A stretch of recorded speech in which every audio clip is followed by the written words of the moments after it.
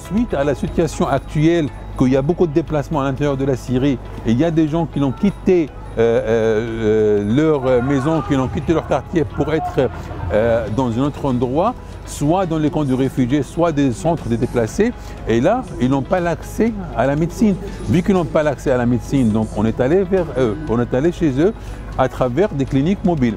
La clinique mobile, c'est une clinique mobile où il y a un médecin généraliste, une sage-femme, une infirmière qui partent avec leurs moyens dans cette vanne mobilisée vers les centres de réfugiés pour examiner les gens et distribuer les médicaments gratuitement. Ça fait maintenant 8 ans que la guerre se poursuit en Syrie. Et on se concentre maintenant dans une partie de la Syrie qui est celle dans le nord-ouest, dans la zone de Idlib.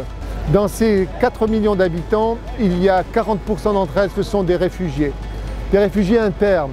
Ce sont des gens qui ont ce qu'on appelle des déplacés, mais ce sont quand même des migrants. Ce sont des gens qui ne sont plus chez elles, qui sont dans des tentes, des centaines de tentes, des villages de tentes.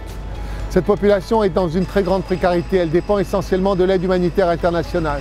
Mais du fait des bombardements, elle aussi se déplace pour aller vers d'autres zones. À l'intérieur de ce cul-de-sac que représente maintenant Idlib, elle essaye de se déplacer pour trouver des zones qui soient moins exposées à la violence des bombardements.